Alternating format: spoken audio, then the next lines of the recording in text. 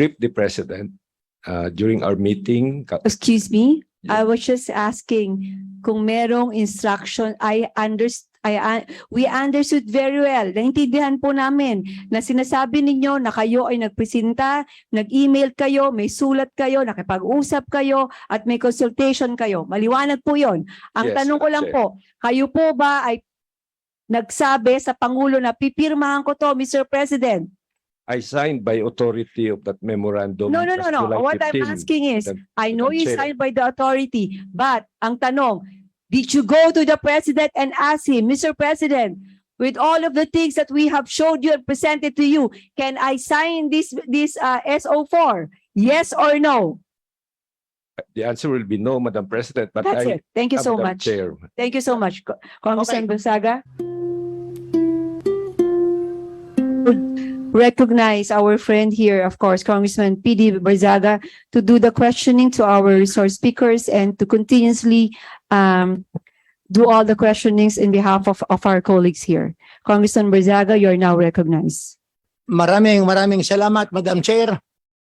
Ang una kong lilinawin ay kay Administrator Serafica.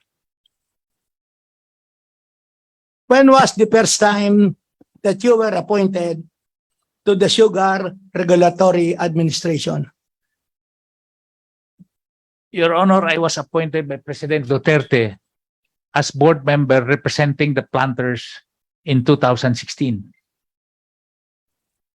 And when did you become as administrator? I became administrator September 25, 2017. 2017, September 25. And based on the records which we have right now, you happens to be the vice chairman of the Sugar Regulatory Board with Yusek Sebastian as the chairman. Tama ba yun? In this case, Sugar Order number 4. may I have your question again, Your Honor? Ikaw ang vice chairman. Yes po. Okay. And the chairman happens to be Yusek Sebastian. The President, Your Honor, Okay. as Secretary of Agriculture. Who are the other members? Former board member Valderrama and former board member Attorney Beltran. As we have mentioned earlier, and based on newspaper accounts, hindi pinahintulutan ng presidente ang Sugar Order number 4. Kailan ang kauna-unahang pagkakataon na nalaman mo na hindi pinayagan ng ating Pangulo ang Sugar Order number 4? Yung tinawagan po ako, Your Honor, ni Undersecretary Sebastian.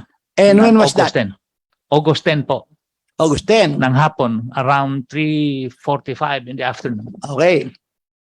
At base sa clarification ng aming chairperson kanina, you stated to her question that you were never able to talk to the President prior to the issuance of Sugar Order number 4. Tama ba? I was in a meeting with the President on August 1. And what did the President tell you? The President gave instructions to the SRA and the DA official to prepare an importation plan. Okay. And in that importation plan was not yet present on August 1. It was not yet present. on Okay, August 1. kailan natapos yung importation plan? Sinabit po ng SRA kay Undersecretary Sebastian ng August 5 Ng August 5 ng hapon. ng hapon. At hindi alam ng ating alam mo ba kung kailan unang nalaman ng ating Pangulo yung importation plan na pinagagawa sa inyo noong August 1? Nung hinatid ko po yung importation plan sa office po ni Undersecretary Sebastian, ang alam ko po, nag-submit siya ng memo sa mahal na Pangulo. And that was what date? August 5. August 5. No, magkaroon kayo ng pupulong ng ating Pangulo noong August 1. Sinabi ba ng Pangulo na aaproba niya yung inyong importation plan o kinakailangang ikonsulta niyo muna sa kanya kung kanyang aaproban? Ang sinabi lang niya po, Your Honor, submit an importation plan. Okay. At hindi rin sinabi ng ating Pangulo kung gaano karaming metric tons ang i-approve niya sa inyong importation plan. Hindi po. Okay. I wish to remind you that you are on the road. And I will be reading to you a news clipping coming from Belia Cariaso of the Manila Times dated August 4, 2022. And I quote, in an interview with the Manila Times, Serafica said President Ferdinand Bongbong Marcos has approved the importation of sugar to prevent a shortage in the supply of sweetener. What can you say about this statement? Allegedly made by yours, which was published in the Manila Times on August 4, 2022. I categorically deny that statement, Your Honor, because as administrator, I do not like to preempt the decision of the President. When was the first time that you came to know about this statement of Belia Cariaso? This is the first time that I hear, Your Honor. This is the first time? Yes. Oh my God. I'm sorry. And you even stated, and I quote further, this is very urgent. The marching order of the President is we need the supply, so we are trying to get all the needed data. It is a work in progress, and the SRA is working double time to finalize the importation of sugar the soonest possible time. And you further said, this is the first time in history that the retail price of refined sugar hit 100 pesos per kilo, as traditionally the SRP is only 50 pesos per kilo, while the raw sugar is 45 per kilo. Did you make that answer to the interview of Belia Cariaso? Yes, Your Honor. Yes, Your Honor.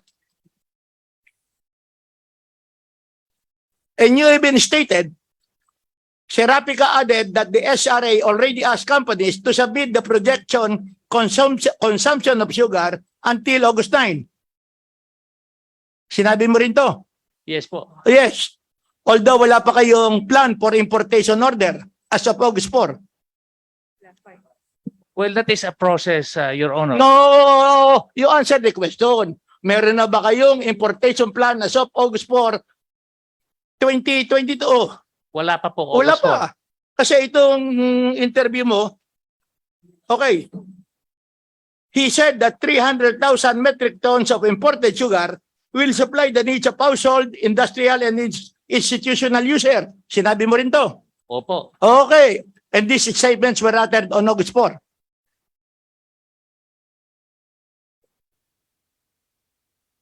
Say again, Your Honor.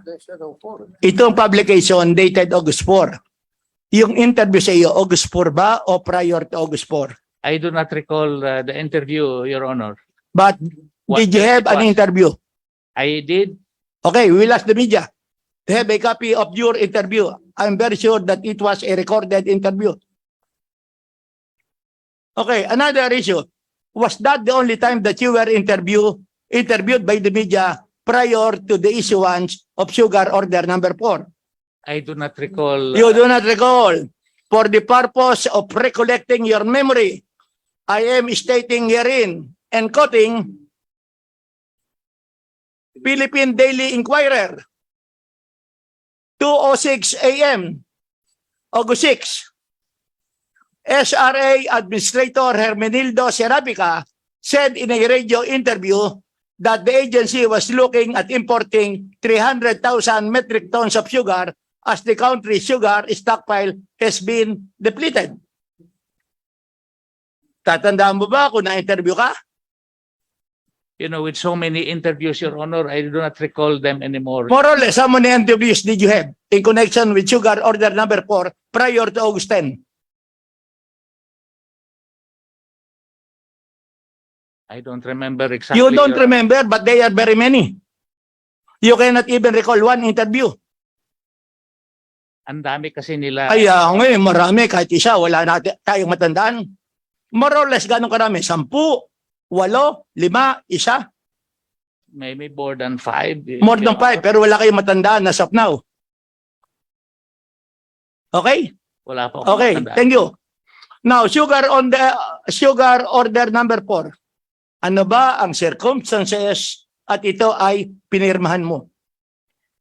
Well, unang-una, Your Honor, nagkaroon ng proseso.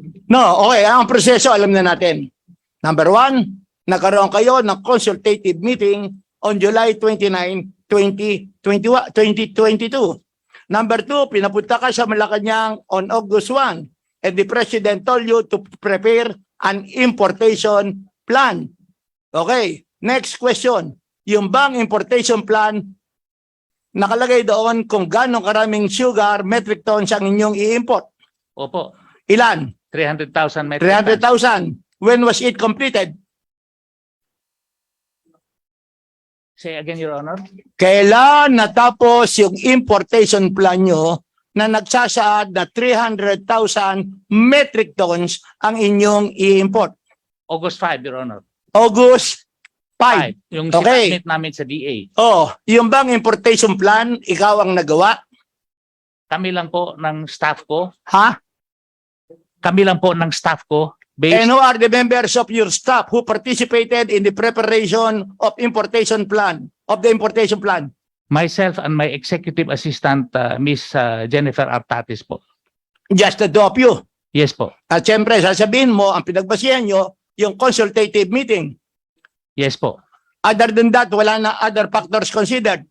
Well, there are previous sugar orders in the SRA that we take into consideration on the necessity on every type of program, Your Honor. Okay, danda lang muna tayo. Medyo nako-confuse kami rito.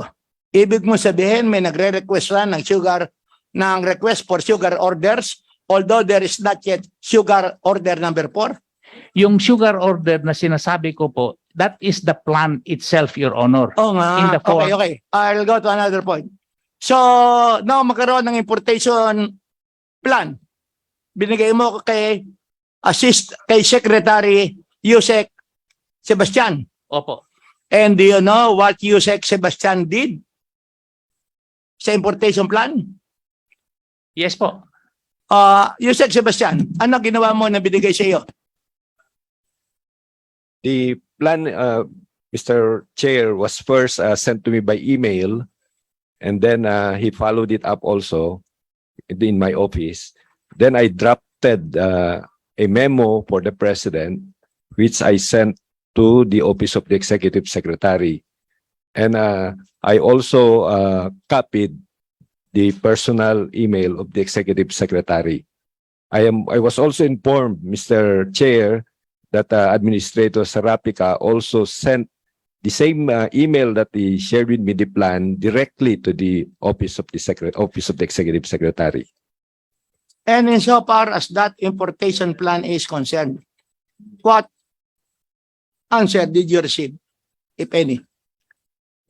We waited for an answer, but we did not get any answer, Mr. Chair. And that importation plan was submitted when? August 5, August 5. 2022, Mr. Chair. At nang wala kayong marinig na sagot mula sa Malacanang, ginawa nyo na ang sugar order number 4. We have a referendum, Mr. Chair, on August 8, 2022.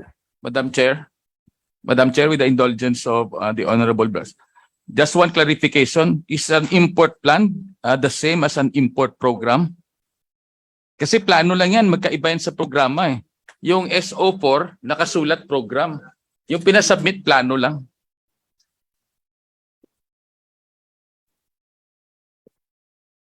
Would you like to answer that, Mr.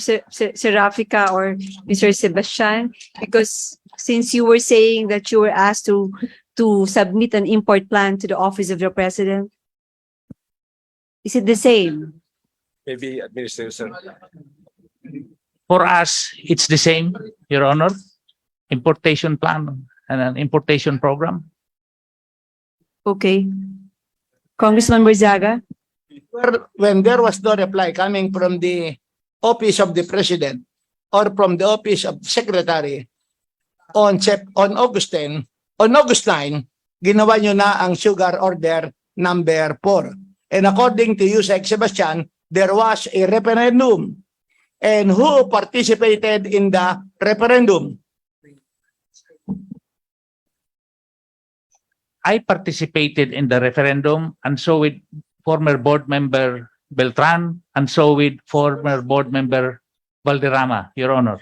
Okay. And that referendum was made how? Through email. Through email. And do you have a copy of the email? Yes, Your Honor. You can furnish this committee. Yes, Your Honor. And what was the reply? The two. I initiated the referendum and I voted in the affirmative. No, yung dalawa. Yung Si Attorney Beltran at saka si what's the name of the Valderrama. Attorney Beltran followed suit in the affirmative as well. And also former board member Valderrama, he voted last. Okay. Bago bumoto si Attorney Beltran, tinanong ba sa inyo ang importance at kung bakit gumawa ka ng sugar order number 4 o basta nag-yes na lang siya? Alam niya po ang sitwasyon ng And supply and demand. how did he bakit niya nalaman ng sitwasyon? Dahil alam niya po, nakatanggap siya po ng notice ng referendum from the office of Oo nga, pero board secretary. pinagbasihan niya sa kanyang pagpayag? Mayroong endorsement po galing mayroong endorsement ng importation program sa sugar board. Yun ang pinasa po. Lahat-lahat na datos na kailangan niyang malaman. Okay, balik nandun muna po. tayo, sugar board. Sino ang mga miyembro ng sugar board? Yung dalawang board members, And who are they? Attorney Beltran Oh, so Attorney Beltran knows that already. and Valderrama as well. Okay. Next question. This is very important. I have read newspaper accounts nang sabi ni Attorney Beltran, as of July 1st, he considers himself automatically terminated because of memorandum order number 1. Tama ba yun o hindi? Yan ang sabi niya po. Oh, what is your opinion? Pinasabihan ka ba ni Attorney Beltran as of July 1st na hindi na siya magre-report sapagkat ang tingin niya tapos na ang kanyang trabaho by virtue of memorandum order number 1? Yung sugar board staff, pinadalhan po namin siya ng kopya ng MC3. Sinabihan ka ba ni Attorney Beltran July 1 or a little bit after July 1 na siya ay hindi na membro ng Sugar Regulatory Board or SRA sapagkat meron ng memo order number 1? Hindi po ako niya sinabihan. Hindi ka sinabihan. Hindi po. Not even up to the issuance of the not even to the issuance of the sugar order number 4. Yung Hindi ka rin niya sinabihan about memorandum order number 1 nang consider niya, ang position niya, resign na siya. Your Honors, for the information of everybody, yung memorandum number 1 or circular number 1, ay ito po yung nagsasabi na yung mga ASEC or lahat po ng appointees ng dating Pangulo ay automatic po ay July 1 ay sila po ay tapos na po sa engagement. Yun po ang ibig sabihin ng ating, coterminous po ang tawag doon. So, doon pa lang po makikita na natin bakit pa siya pumirma. Pero na lang, kung may ipapakita kayo sa amin na siya po ay nire-renew. Malaman ko lang po, dagdagan ko lang po sa ating kasamang PD Barzaga. Ilan po ang composition ng board? 3 po, pang-4 po ang ex officio, yung secretary po ng agriculture po. Okay. Pagka kayo nagbo-board hearing, board meeting, sino-sino po ang nandun? Meron ba kayong kasama rito na sa hearing na yan? Actually, it's like this, Madam Chair. Okay. For almost 2 years, we have been doing this referendum by way of email in conducting the regular business of the Sugar Board. Because right after the pandemic started, the board secretary resigned from the SRA Sugar Board. The board secretary resigned. Resigned. What is the name? Attorney Who is John Paul D. Antas? Attorney Benyas, Madam Chair, was the board secretary. Oh, now, that who is resigned. this John Paul D. Antas? He is the staff now at the office of the board secretary. Oh, is he an OIC? No, no, Madam Chair. Acting board? Neither. Oh, how come he's signing in behalf of the? He's saying he's an acting board secretary.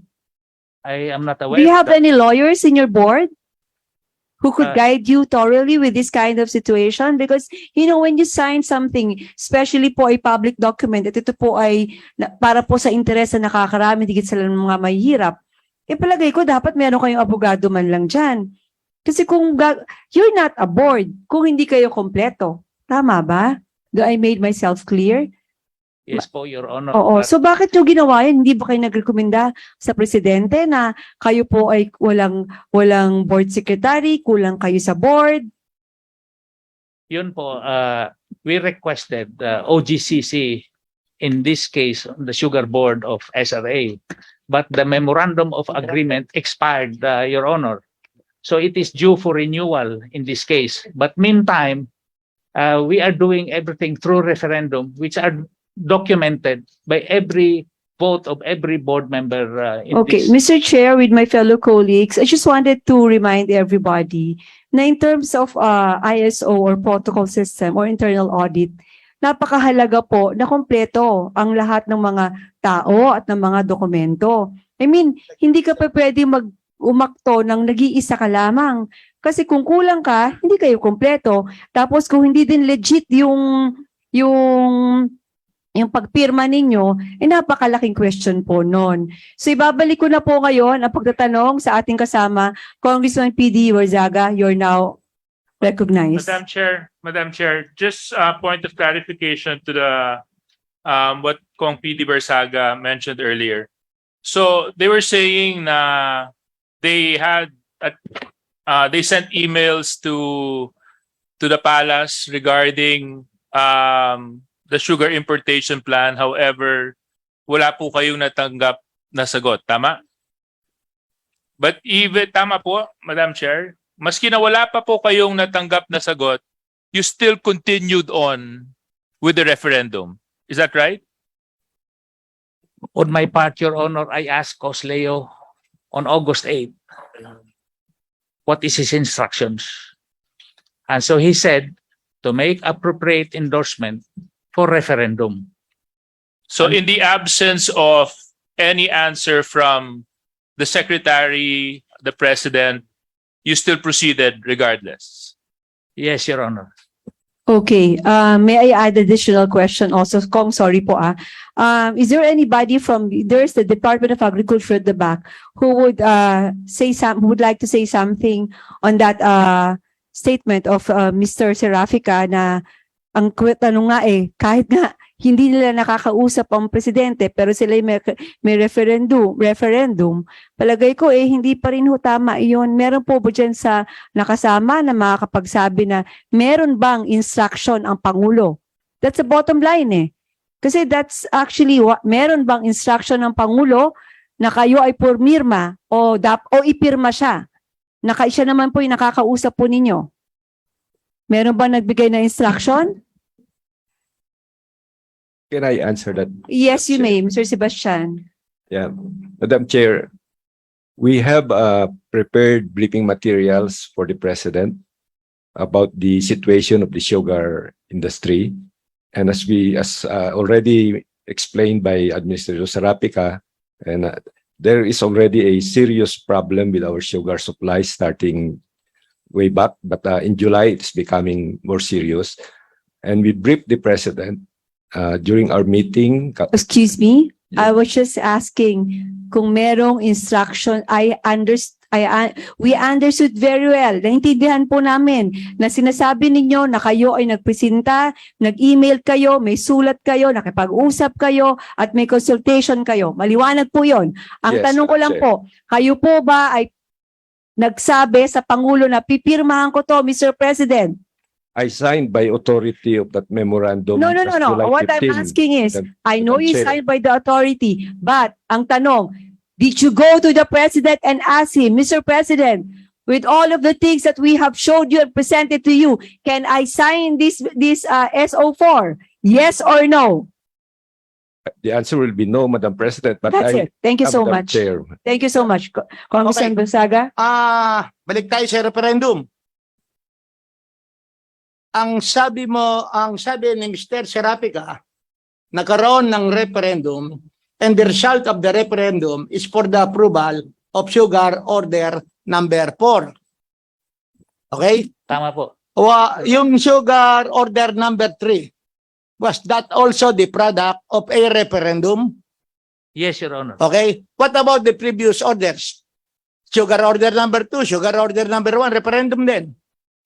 Yes, Your Honor. Sa referendum, nagpapadala lang kayo ng email sa mga miyembro at tinatanong nyo kung pumapayag sila o hindi. They manifest their votes there. sa email. They manifest Yes. kung pumapayag sila o hindi. Yes po. Next question. You know the importance of importation of sugar. Yes, Your Honor. You know the magnitude or the volume of sugar together with the value to be imported. Yes, Your Honor. Hindi ba dapat na mas mabuti sana, nag-meeting muna kayong lahat ng board instead of conducting a referendum para we can discuss everything. Pero kayo, tanong na lang sa member, payag ka ba o hindi? Payag, etc. In the referendum, Your Honor, they make their clarifications or comments. Okay. Insofar as Attorney Beltran is concerned, did he make any clarification? He did not. He Your did Honor. not. What about Valderrama? He did not, Your He Honor. did that also. So walang nag-clarify. Okay, next question. Ang sabi mo kanina, July 1st, automatic resign si Attorney Beltran. Pero nagpadala pa kayo ng memo sa kanya, ng email. Yes or no? Yung sugar board ang nagpadala, hindi po ang office ng administrator. Kasi po, nagkaroon ng kalituhan sa SRA, Your Honor. Okay. So siya nagpadala. Next question. Ang sabi ni Attorney Beltran, automatic resign na siya ng July 1st. Ang una kong tanong, after July 1st, pumapasok pa ba sa opisina si Attorney Beltran? Hindi po. Hindi na pumapasok. Si Attorney Beltran ba inalis ang mga kanyang personal gamit sa kanyang room? Hindi po. So in other words, talagang parang hindi siya nagre-resign. Parang ngayon lang niya sinabi na nag-resign siya as of, siya ay hindi na connected as of July 1st. I don't really know. Kasi nahihirapan tayo. Pumapasok pa siya o hindi na? Kami po, Your Honor, we are in holdover capacity as No, GOCC. I'm not talking about you. I'm talking about Attorney Beltran. Ang sabi niya, he considers himself resigned sapagkat of Memorandum Order number 1. Automatic, ipso facto. Yan ang position niya. And that is not your position.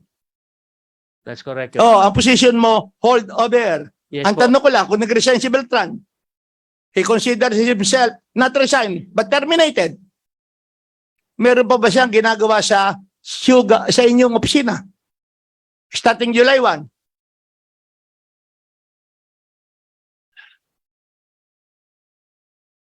Actions which are consistent with this position that he is no longer connected with SRA. Yes.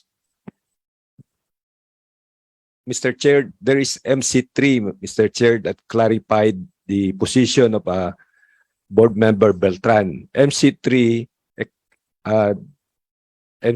does not include government-owned and controlled corporation. So that means Attorney Beltran was not actually coterminous as he has claimed as of July 1. So in effect, Mr. Chair, he was still a member even after July 1, 2022. And that is the basis by which he participated in the referenda for SO4, Mr. Chair. Okay. Okay. I'll just quote the paragraph number 22 of Attorney Roland B. Beltran.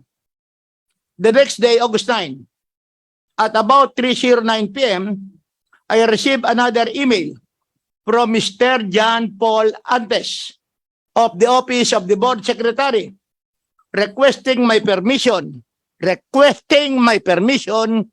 to use my e-signature for the resolution and for the resolution and sugar order, and asking me to instruct the office staff to scan these documents and send them back to him after my signature and the signature of board member Aurelio Gerardo Valderrama have been affixed, so that Administrator Serafica and His Excellency President Ferdinand Marcos can also sign them, implying that the President has also approved the sugar order number 4. Mr. Serafica, insofar as paragraph 22 is concerned, wherein Attorney Beltran stated that His Excellency President Ferdinand E. Marcos can also sign them, implying that the President has also approved the sugar order number 4. What is your comment on this statement? Decision in his manifestation in the referendum, Your Honor. And what is his manifestation? I think it is clear in that email thread. It is there in that email thread, Your Honor. That I just do not want to miss words on his manifestation, but it is clear in his manifestation his position on sugar order number 4, Your Honor. I would like to clarify, Your Honor, though Attorney Beltran has not been going to the office, but he has been active in performing his duties as board member, especially on referendum matters through the email, Your Honor. I have many more inquiries, but I will just make an issue regarding this. We have Rosendo So, Chairman Samahang Industriya ng Agrikultura, and he made this on One News, the chips, August 17, 2022. Sugar in illegal import order already shipped to the Philippines Agri Group. Okay? Dated August 10. What can you say about this? Ano po yun, Your Honor? I'll approach you so that you can see this publication. It's okay. I'm a little bit younger. One week before.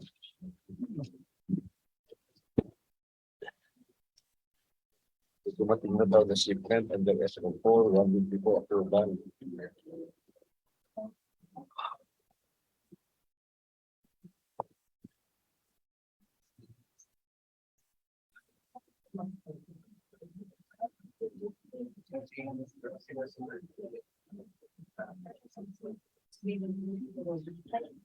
How can the shipment of SO4 come in, Your Honor, nga wala pa pong aplikasyon?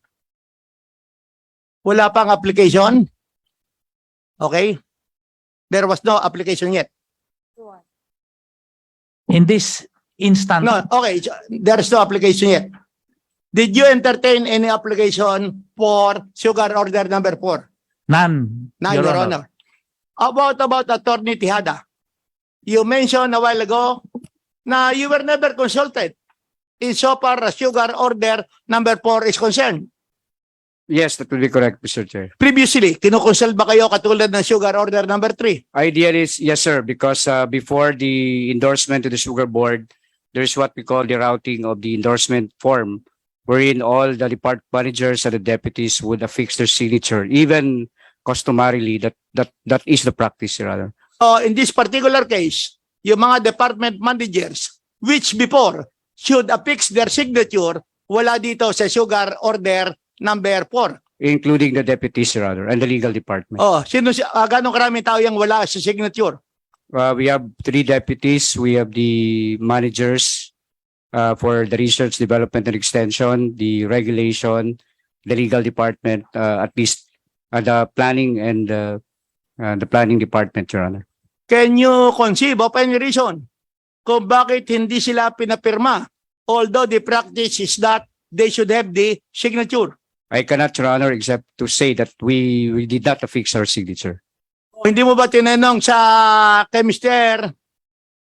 Serafica? Bakit wala kayong signature at hindi kayo tinanong tungkol dito sa sugar order number 4? I had no occasion to ask that question, Your Honor. You don't have any occasion? Yes, Your Honor. So in short, insofar as you are concerned, and based on your answer, the issuance of sugar order number 4 which was not in accordance with the practice in the sugar regulatory administration. Will that be correct, attorney? That would be accurate, Your Honor. That would be accurate. One last question. There was a complaint of the sugar of the planters and the farmers. Mr. Serafica, yung daw farm implements, hindi mo nire-release sa mga farmers at higit sa lahat, ang inuna mo ay pagbili ng hospital equipment. What can you say about this allegation? That is very untrue, Your Honor. Very untrue. We'll find out that later regarding the group which made that assertion. Marami na nag-aantay sa akin. You want me to continue?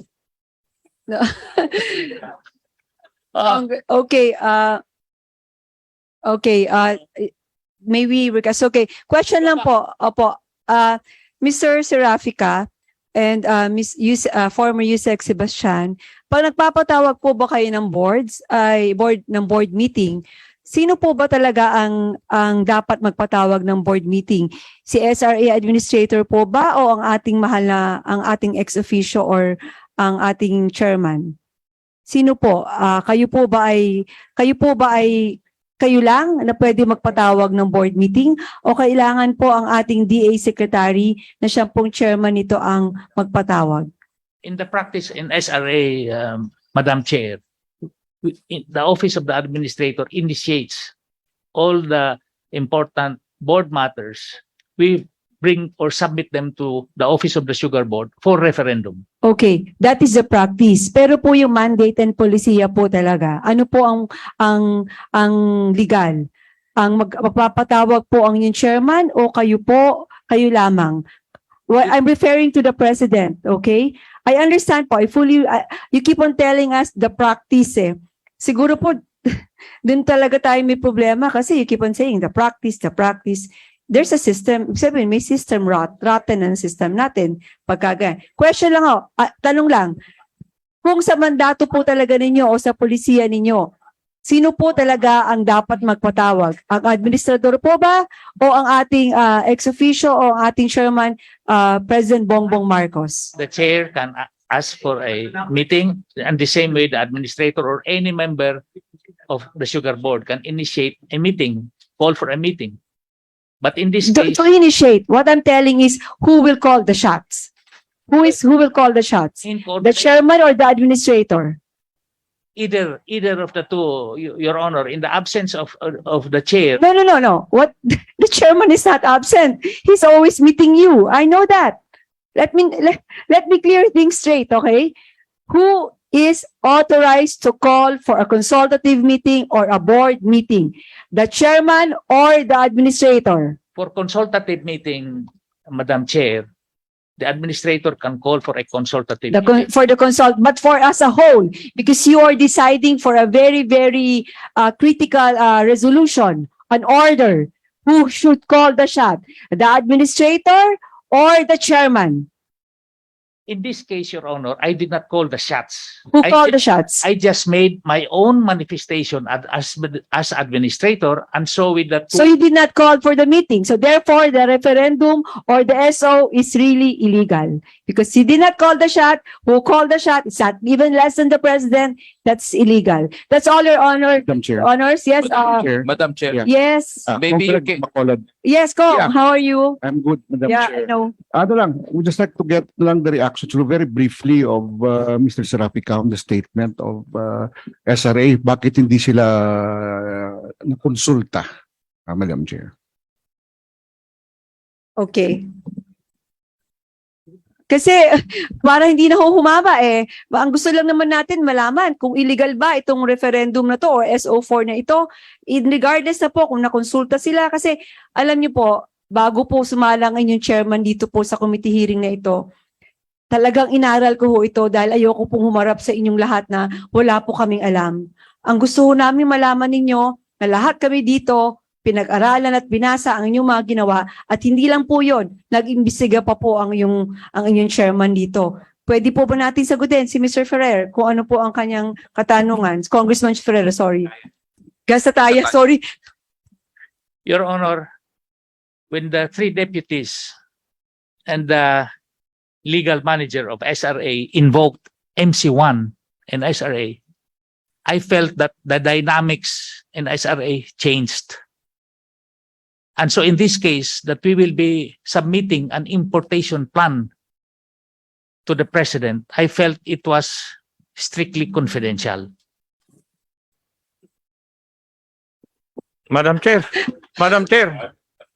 We Mr. Serafica, on the record po for the record, we have lawyers here who are also observing from us, nakapaligid lang po sila, and they are now here really, if you want to see them, it's all nakapaligid dyan sa atin yung mga lawyers na nasa atin na nagvo-volunteers. No, hindi man po kami lahat abogado, but we are telling you this, if it's confidential, we know, but you should not have issued that SO4.